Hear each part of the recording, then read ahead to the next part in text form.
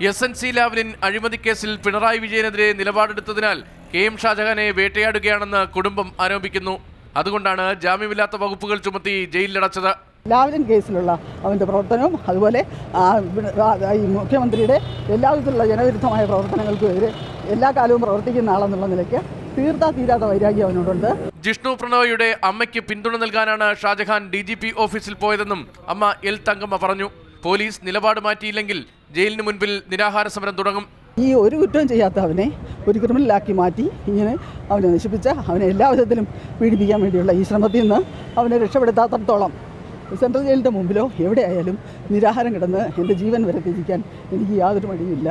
അമ്മ L തങ്കമ്മയ്ക്കൊപ്പം ഭാര്യ കരോലിനും മക്കളായ സിദ്ധാർത്ഥും ദേവദത്തും ജയിലിലെത്തിയിരുന്നു. VS അച്യുതാനന്ദൻ പ്രതിപക്ഷ നേതാവായിരിക്കെ അഡീഷണൽ പ്രൈവറ്റ് സെക്രട്ടറി ആയിരുന്ന KM ഷാജഹാൻ ഉൾപ്പെടെ 5 പേർക്കെതിരെയാണ് പോലീസ് കലാപശ്രമം അടക്കമുള്ള ജാമ്യമില്ലാത്ത വകുപ്പുകൾ ചുമത്തി കേസെടുത്തത്. 3 പേർ SUCI പ്രവർത്തകരാണ്. വിവാദസ്വാമി ഹിമവൽ ഭദ്രാനന്ദയാണ് മറ്റൊരാൾ. മാതൃഭൂമി ന്യൂസ്, തിരുവനന്തപുരം.